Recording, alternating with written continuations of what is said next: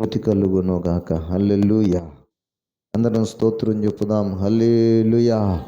మంచిది. ప్రియమైనటువంటి దేవుని బిడ్డలారా, మరి ఈ రాత్రి కాలమునందు మనమందరమును కూడా దేవుని యొక్క పాద సన్నిధికి వచ్చి దేవుని యొక్క వాక్యమును చదువుకొనుటకు, వినుటకు, అదేవిధంగా మనము ఆయన సన్నిధిలో ప్రార్థనలు, విజ్ఞాపనములు చేయడానికి దేవుడు మనకెంతగానో కృప చూపుతూ వచ్చాడు. ఈ సమయములో మనం పరిశుద్ధ బైబిల్ గ్రంథములో నుండి కొద్ది నిమిషాలు మనం దేవుని యొక్క వాక్యాన్ని మనం చదువుకుందాం. యాకోబు వ్రాసిన పత్రిక 4వ అధ్యాయము మొదటి వచనం నుండి కొన్ని వచనాలను మనము చదువుదాం. మీలో యుద్ధములను పోరాటములను దేని నుండి కలుగుచున్నవి? మీ అవయవములలో పోరాడు మీ భోగేచ్ఛల నుండియే గదా. మీరు ఆశించుచున్నారు గాని మీకు దొరుకుటలేదు, నరహత్య చేయుదురు, మత్సరపడుదురు గాని సంపాదించుకొనలేరు, పోట్లాడుదురు, యుద్ధము చేయుదురు గాని దేవుని అడగనందున మీకేమియూ దొరకదు. మీరు అడిగినను మీ భోగముల నిమిత్తము వినియోగించుటకై దురుద్దేశముతో అడుగుదురు గనుక మీకేమియూ దొరుకుటలేదు. దేవుని బిడ్డలారా, చదవబడినటువంటి ఈ లేఖన వచనాలలో యాకోబు భక్తుని ద్వారా దేవుని సంఘానికి లేక దేవుని నందులి విశ్వాసం కలిగినటువంటి దేవుని భక్తులందరికీ, ముఖ్యంగా 12 గోత్రాల వారికి శుభమని చెప్పి వ్రాసినటువంటి ఈ పరిశుద్ధ వాక్యాన్ని ఈ రాత్రి వేళ మనం అందరం చదువుకుంటూ వినడానికి ఇష్టపడుతూ ఉన్నాం. ఈ భూమి మీద మనమందరమును కూడా దేవునినంట అడుగుతున్నాము. దేవునికి మనమందరం ప్రార్థన చేస్తున్నాం, మనం అడుగుతున్నాం. కానీ దేవుడు మనం అడిగినది మనకు అనుగ్రహించటం లేదు అన్న విషయం ఇక్కడ మనకు తేటపరచబడుతూ ఉంది. ఎందుకు దేవునికి మనం ప్రార్థన చేస్తే దేవుడు మనకు ఎందుకు అనుగ్రహించటం లేదు? దేవుని సన్నిధిలో మనమందరము ఉపవసించితే, ఉపవాస ప్రార్థనను చేస్తే దేవుడు ఎందుకు మన ప్రార్థనను అలక్ష్యం చేస్తున్నాడు? ఎందుకు దేవుడు మన ప్రార్థనలకు జవాబు ఇవ్వడం లేదు అన్న విషయాన్ని మనము గ్రహించడానికి ఈ అపోస్తలుడైనటువంటి యాకోబు భక్తుడు ఇదిగో ఈ 4వ అధ్యాయంలో మనకు చాలా తేటగా చేస్తున్నాడు. మనము ఎందుకు అడుగుతున్నాము అనే విషయాన్ని గురించి చెబుతున్నాడు. అందరమును ఆశించుచున్నాము, మీరు ఆశించుచున్నారు కానీ మీకు దొరుకుటలేదు, మీరు అడుగుచున్నారు కానీ మీకేమీయును దొరుకుటలేదు. మరొక చోట అంటున్నాడు, అందులోనే మీరు దేవునిని అడగనందున మీకు ఏమీయూ దొరకటలేదు. ఆశించుచున్నారు, దొరకటం లేదు. అడుగుతున్నారు, దొరకటం లేదు. మీరు అడగడము లేదు, మీకు దొరకటం లేదు. అంటే ఇక్కడ మనం ఆశించుచున్నాము, అడుగుచున్నాము, దొరకటం లేదు. మరలా బైబిల్ గ్రంథంలో మనకు తేటగా మరొక మాట చెప్తుంది, మీరు అడుగుచున్నారు, దొరకటం లేదు, మీరు అడగటము లేదు, మీకు దొరకటం లేదు. సరే, అడగటం లేదు కనుక దొరకకపోవటం సమంజసమే. ఎందుకంటే దేవుడు అన్నాడు, అడుగుడి మీకు ఇవ్వబడును అన్నాడు. అడుగుడి మీకు ఇవ్వబడును అని చెప్పిన మాట దేవుని మాట గనుక మనము అడగనందున దేవునిని మనము అడగనందున మీకు ఏమి దొరకటం లేదు అంటే న్యాయమే. కానీ దేవుని వాక్యంలో చెప్పబడిన మాట ఆశగల ప్రాణాన్ని తృప్తిపరుస్తాడు అన్నాడు. మీరు ఆశించండి, మీరు ఆశించింది మీకు దొరుకుతుంది అన్నాడు. మీరు అడగండి మీకు ఇవ్వబడుతుంది అని చెప్పాడు. ఇప్పుడు అడిగినా కూడా ఆశించినా అడిగినా మీకు దొరకటం లేదు అంటున్నాడు. ఎందుకు అంటే ఇదిగో ఈ మాటల యొక్క సారాన్ని మీరు జ్ఞాపకం చేసుకునండి. మీరు ఆశిస్తున్నారు కానీ మీరు దురుద్దేశంతో ఆశిస్తున్నారు. మీరు ఆశించుచున్నారు కానీ మీకు దొరకటం లేదు. ఎందుకంటే మీరు నరహత్య చేయుదురు, మత్సరపడుదురు కానీ సంపాదించుకొనలేరు, పోట్లాడుదురు, యుద్ధమును చేయుదురును కానీ అడగనందున మీరు పొందలేకపోతున్నారు. ఇప్పుడు మీరు అడుగుతున్నారు కానీ ఎందు నిమిత్తం అడుగుతున్నారు అంటే మీ భోగముల నిమిత్తము వినియోగించుటకై దురుద్దేశముతో అడుగుతున్నారు. చాలామంది ఎందుకు అడుగుతున్నారు అంటే అవసరాన్ని మించి అడుగుతున్నారంట. అంటే అవసరాన్ని మించి అంటే ఇక్కడ దేవుని వాక్యం మనకు సెలవిస్తుంది, మీరు మీ భోగముల నిమిత్తము, భోగము అనే మాటకు అర్థం మనం ఏం చెప్పవచ్చును అంటే విలాసవంతమైన లేక సౌకర్యవంతమైన సుఖవంతమైన స్థితిని కలిగించేది భోగము. మీరు ఆకలి అడగటం వేరు, చాలా సంవత్సరాలకు తరబడి ఉండి అడగటం వేరు. ఈ మాట మీరు జ్ఞాపకం చేసుకోనండి. ఆకలి అడగటం వేరు, ఆల్రెడీ మన ఆకలి తీర్చగలిగేవి అన్నీ ఇంట్లో నిల్వ ఉండి అడగటం వేరు.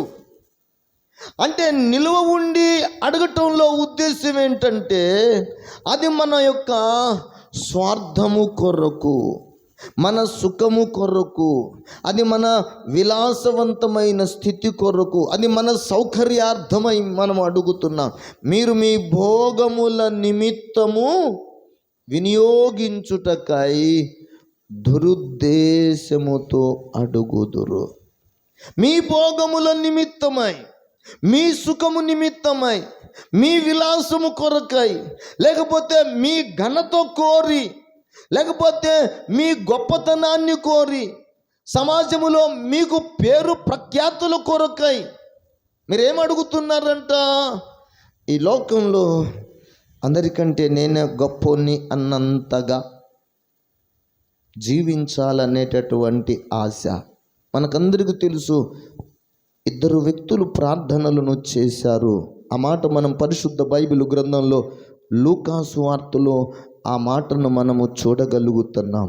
ఒకడేమో పరిసయ్యుడు, రెండవ వాడేమో సుంకరి ప్రార్థన చేస్తూ ఉన్నాడు.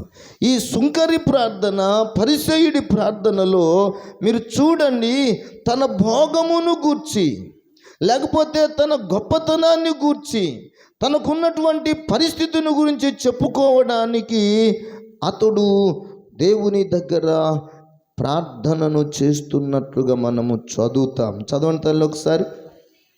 పరిసయ్యుడు నిలువబడి, దేవా, చోరులను, అన్యాయస్తులను, వ్యభిచారులనైనా ఇతర మనుషుల వలననైనను ఈ సుంకరి వలననైనను ఉండనందుకు నీకు కృతజ్ఞతాస్తుతులు చెల్లించుచున్నాను. వారమునకు 2 మారులు సంపాదన అంతటిలో చెల్లించుచున్నానని తనలో తాను ప్రార్థన చేస్తూ ఉన్నాడంట. చూసారా, ఈ ప్రార్థన ఏ విధమైన దురుద్దేశంతో కూడిందో మీరు చూడండి. ఏ విధమైనటువంటి తన జీవితాన్ని గురించి గొప్పగా చెప్పుకుంటున్నాడో మీరు చూడండి. తన ఘనతను కోరి చేస్తున్నటువంటి ప్రార్థనను మీరు ఆలకించండి, చూడండి. ఇక్కడ ఏమంటున్నాడు మీరు చూడండి. నేను దొంగ వలెనైనను లేను, తర్వాత అన్యాయస్తుని వలెనైనను లేను, తర్వాత వ్యభిచారుల వలెనైనను లేను, ఇతర మనుషుల వలెనైనను లేను. అంటే వాళ్ళందరికంటే ఇతని యొక్క దురుద్దేశమును చూడండి.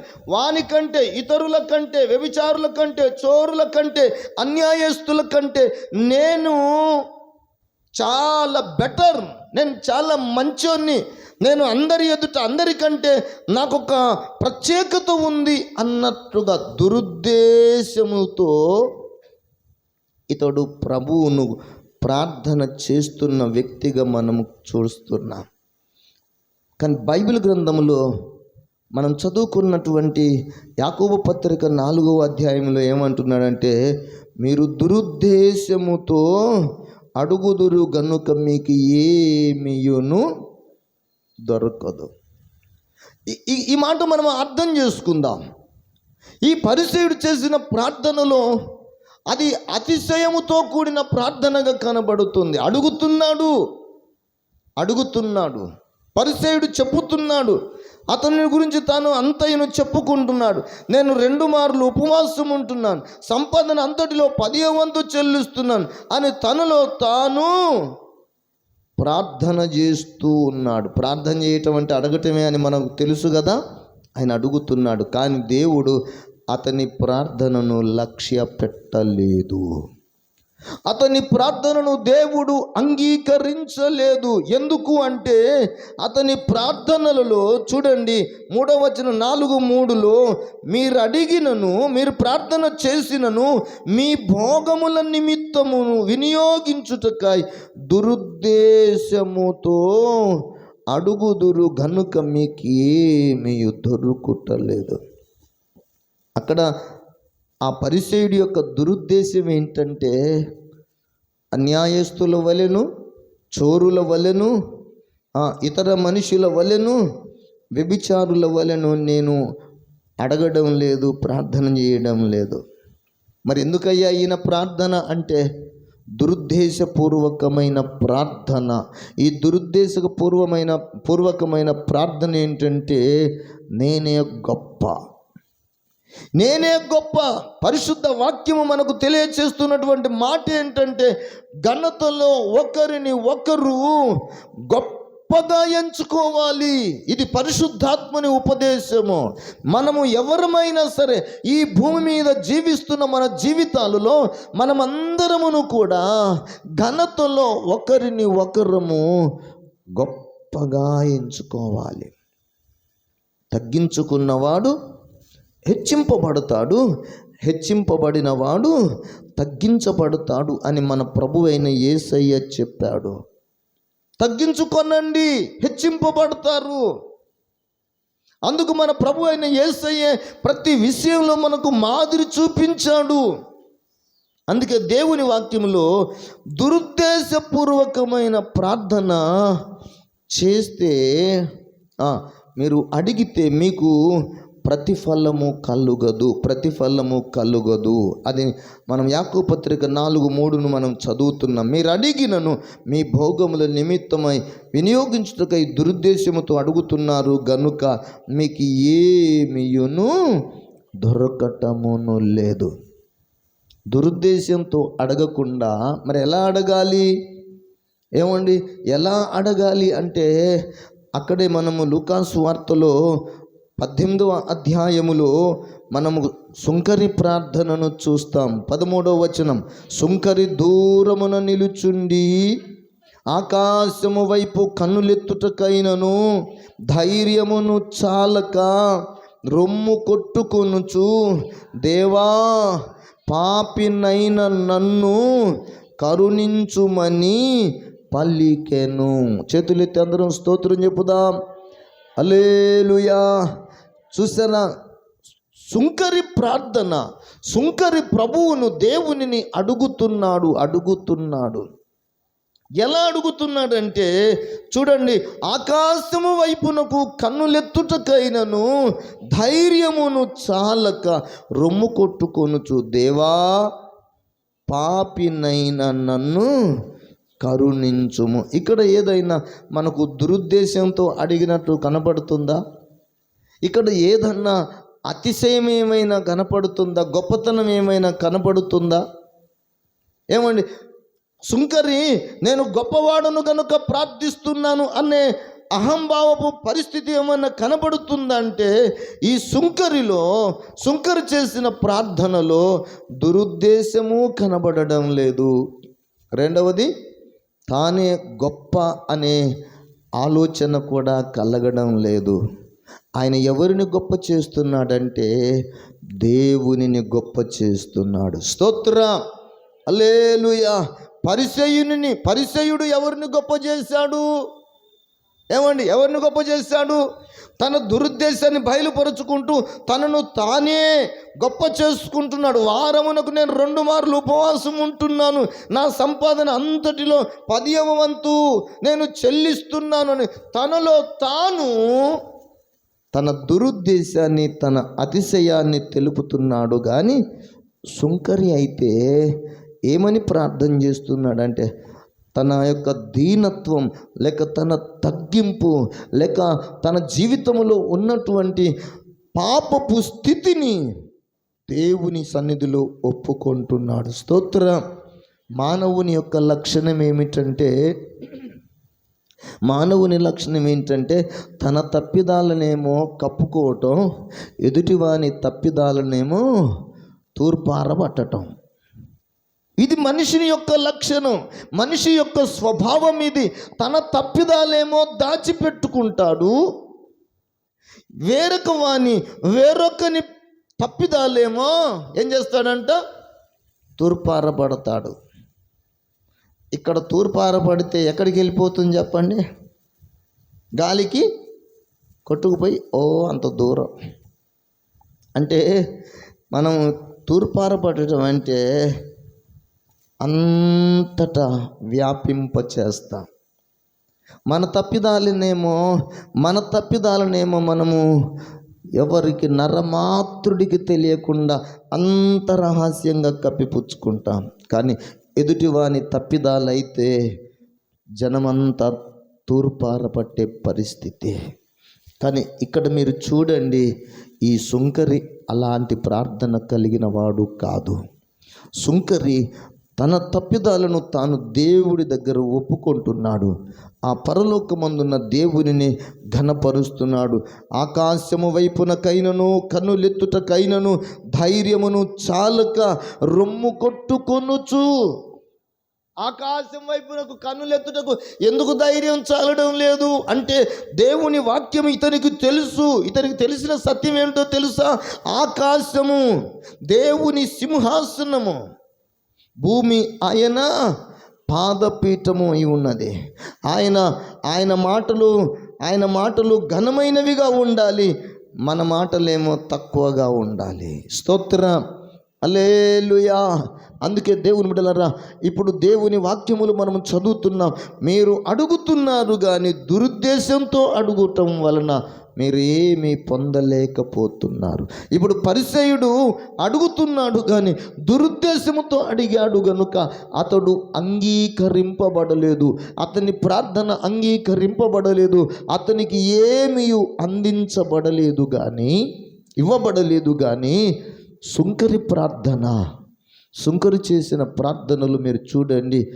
తనను గురించి తాను దేవుడి దగ్గర తగ్గించుకొని తన తప్పిదాలను ఒప్పుకున్నాడు.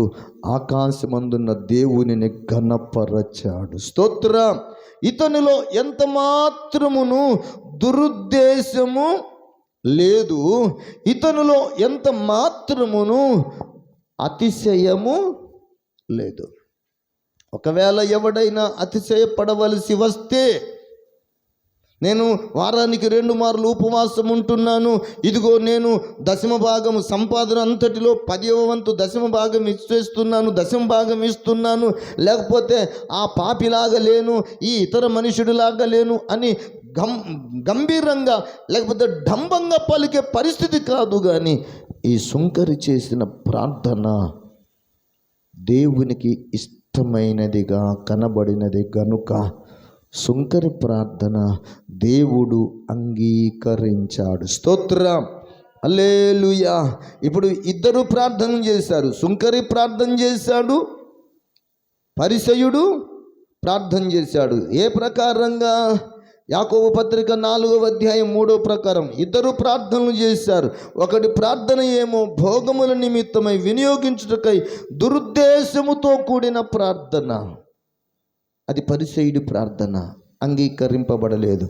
సుంకరి ప్రార్థన దురుద్దేశంతో చేసినది కాదు కనుక దేవుడు ఇదిగో సుంకరి ప్రార్థనను అంగీకరించాడంట. స్తోత్రం, హల్లెలూయా.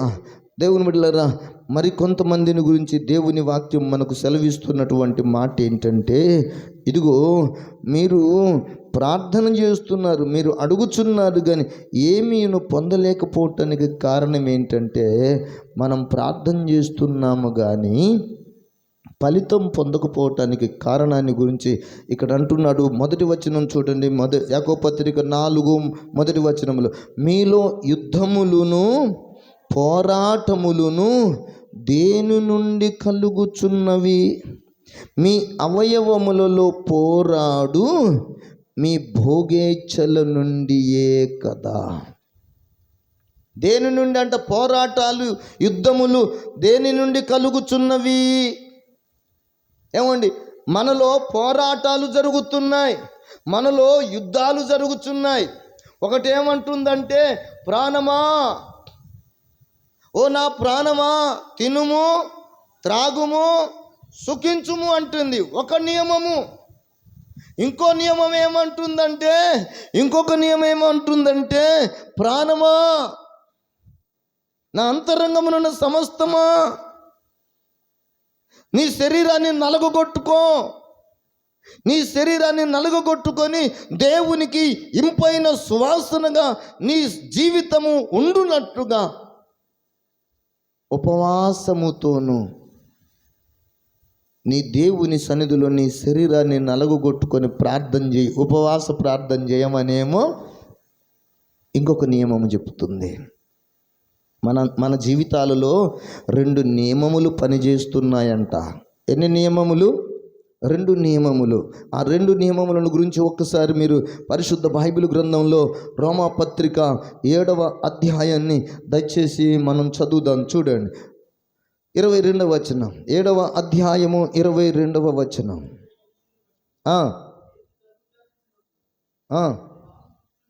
అంతరంగ పురుషుని బట్టి దేవుని ధర్మశాస్త్రమునందు నేను ఆనందించుచున్నాను గాని వేరొక నియమము నా అవయవములలో ఉన్నట్టు నాకు కనబడుచున్నది. అది నా మనసునందున్న ధర్మశాస్త్రముతో పోరాడుచు నా అవయవములలోనున్న పాప నియమమునకు నన్ను చెరపట్టి లోబరచుకొనుచున్నది. మనందరి హృదయాలలో 2 నియమములు పనిచేస్తున్నాయంట. ఒక నియమమేమో మన అంతరంగమునందు నూతనపరచబడి దేవుని భక్తిలో, దేవుని అందలి విశ్వాసములో, దేవుని అందలి నీతిలో, దేవుని అందలి పరిశుద్ధతలో, దేవుని అందలి సత్యమునందు మనం ప్రవర్తించవలనని ఒక నియమము మనకు బోధిస్తుంటే అది రైట్. మనము సత్యమునందు ప్రతిష్ఠింపబడాలి, నీతి కొరకు మనం బ్రతకాలి, మన జీవితంలో పరిశుద్ధంగా బ్రతకాలి. మనం బ్రతికినంత కాలం సాధ్యమైనంత మట్టుకు మనము ధర్మమునే అనుసరించి నడవాలి, సాధ్యమైనంత మట్టుకు మనము మేలునే చెయ్యాలి కానీ ఎవనికి కీడు చెయ్యకూడదు అనే నియమము మనందరి హృదయాలలో క్రీస్తు ప్రభు ద్వారా ప్రవేశపెట్టబడినది. స్తోత్రం. ఈ నియమమునకు మనమందరం కట్టుబడి బాప్తిస్మమును పొంది ఆయన త్రోవలలో, ఆయన బోధయందు, ఆయన సహవాసమునందు, రొట్టె విరుచుట యందు, ప్రార్థన చేయుట యందును, ఏమండి, మూర్ఖులకు ఈ తరము వారికి వేరై ఉండుట యందును మనము ఎడతెగక దేవుని కోసం బ్రతకాలనే నియమము మనందరిలో క్రియ చేయుచూ ఉన్నది. అది పరిశుద్ధాత్ముని ద్వారా. స్తోత్రం. అయితే వేరొక నియమము కూడా మనకు కనబడుతుందంట. ఆ వేరొక నియమమును గురించి మీరు జ్ఞాపకం చేసుకోనండి. 7:18 మీరు చదవండి. నాయందు అనగా నా శరీరమునందు మంచిది ఏదియు నివసింపదని నేను ఎరుగుదును, మేలైనది చేయవలెనని కోరిక నాకు కలుగుచున్నది గాని దానిని చేయుట నాకు కలుగుటలేదు. ఏం చేయాలని కోరిక ఉందంట? మేలైనది చెయ్యవలెనను కోరిక నాకు కలుగుచున్నది కానీ దానిని చేయుట నాకు కలుగుటలేదు. మరి ఏం చేస్తున్నావు? ప్రార్థన చేద్దాం అనుకుంటున్నాం కానీ ప్రార్థన చేద్దాం అనుకుంటున్నాం కానీ ప్రార్థన చేయటం లేదు. మంచి చేద్దాం అనుకుంటున్నాం కానీ మంచి చేయలేకపోతాం. లేని వార్త పుట్టించకూడదు అని అనుకుంటున్నాం కానీ లేని మాటలన్నీ పుట్టించేస్తున్నాం. ఏ నియమము ఇది చేస్తుంది? ఏమండి, దీని గురించి వ్రాయబడిన మాట, అది పాప నియమము అన్నాడు. ఈ 20వ వచనమును చూడండి. నేను చెయ్యగోరు మేలు చెయ్యక చెయ్యగోరని కీడు చేయుచున్నాను. ఇప్పుడు మీలో యాకోబు పత్రిక 4:1 నుండి మీలో యుద్ధములను, మీలో పోరాటములను, ఏమండి, మీలో యుద్ధములను, మీలో పోరాటములను దేని నుండి కలుగుచున్నవి? పోరాటం దేనికి కలుగుతుంది? యుద్ధాలు ఎందుకు కలుగుతున్నాయి? అంతర్యుద్ధాలు జరిగిపోతున్నాయి. ఎక్కడా? సరిహద్దుల్లో కాదు. పాకిస్తాన్, భారతదేశ సరిహద్దులలో కాదు జరిగే ఈ యుద్ధాలు. ఎక్కడ జరుగుతున్నాయంటే శరీరానికి, నీ మనస్సుకును జరుగుతున్న అంతర్యుద్ధము. మనస్సేమో దేవుని నియమము కోరుకుంటుంది. శారీరక సంబంధమైన మనస్సేమో ప్రాణమా తినుము త్రాగుము సుఖించుము అంటుంది. దీనికి ఈ నీతి కలిగిన కోరిక మనలో పనిచేస్తుంది. మేలు చేద్దామనే కోరిక మనలో పనిచేస్తుంది. చెయ్యకూడని కీడు చేయి అంటుంది మరొక నియమము, మరొక కోరిక. ఎందుకు ఇలా జరుగుతుంది అంటే ఇక్కడ అంటున్నాడు దేవుని బిడ్డలారా, మీ అవయవములలో పోరాడు మీ భోగేచ్ఛల నుండియే కదా. ఎందుకు ఈ యుద్ధము, ఎందుకు ఈ పోరాటం కలుగుతుందంటే మీ అవయవములలో పోరాడు భోగేచ్ఛల నుండియే కదా. దేవుని బిడ్డలారా, నిన్ను పరలోకం తీసుకెళ్ళిన నీ కోరికే, నిన్ను నరకానికి తీసుకెళ్ళిన నీ కోరికలే. అందుకే కోరికలు మంచివి కావాలి. కోరికలు మంచివి కావాలి అంటే సుఖాన్ని చంపుకోవాల్సి వస్తుంది. మంచి కోరిక కలిగి ఉండటం అంటే నీతి కలిగి బ్రతకడం. మంచి కోరిక కలిగి ఉండడం అంటే మేలు చేయటం. మంచి కోరిక కలిగి ఉండటం అంటే పరిశుద్ధంగా బ్రతకడం. మంచి కోరిక కలిగి ఉండటం అంటే మంచి మార్గములో నడవడం. స్తోత్రం, హల్లెలూయా. కానీ భోగేచ్ఛల నుండి వచ్చే కోరికలు ఉంటాయి చూడండి. అంటే సుఖం అనుభవించాలి. ప్రాణమా తినుము త్రాగుము సుఖించుము అంటే తినడం సుఖమా, పస్తులు ఉండడం సుఖమా? ఏది సుఖమా అండి? త్రాగడం సుఖమా? గొంతంతా ఎండుకుపోతుంటే బ్రతకటం సుఖమా? ఏది సుఖం? మీకు అర్థమైంది కదా. అంటే ప్రతివాని కోరిక ఎలా ఉందంటే తినుము త్రాగుము సుఖించుము.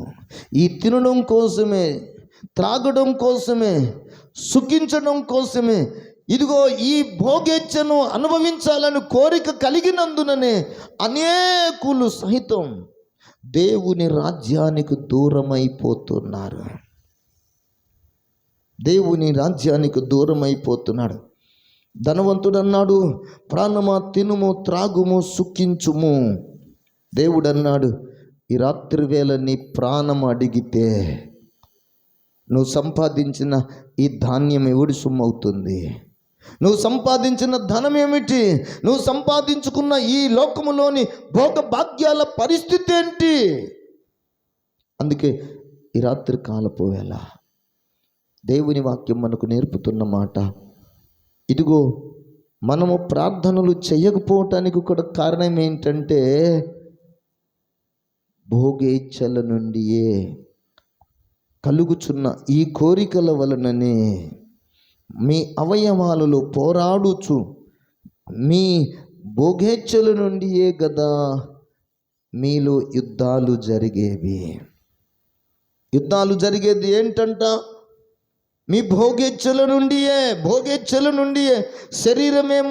శరీరమేమో తినమంటుంది, ఆత్మ నియమమేమో నువ్వు తిను, కానీ తగినంత మాత్రమే తిను.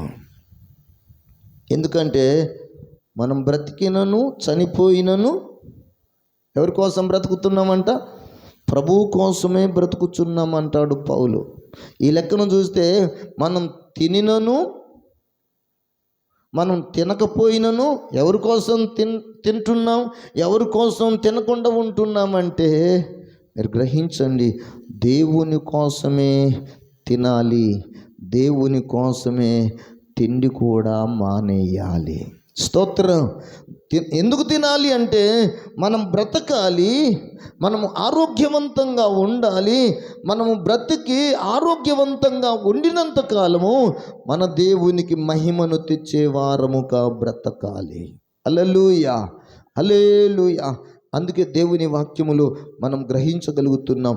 మీలో యుద్ధాలు, పోరాటాలు దేని నుండి కలుగుచున్నవంటే ఈ భూమి మీద అందరిలాగా మేము సుఖం అనుభవించాలి, అందరిలాగా మేము కారులలో తిరగాలి, అందరిలాగా మేము విలువైన బట్టలు కట్టుకోవాలి, అందరిలాగా మేము డూప్లెక్స్ భవనాల్లో ఉండాలి, అందరిలాగా మేము కూడా చాలా ఉన్నతంగా ఉండాలి అని మనము ఆశించటం వలన మనందరి జీవితాలలో పోరాటాలు, యుద్ధాలు ఎక్కువైపోతున్నాయి.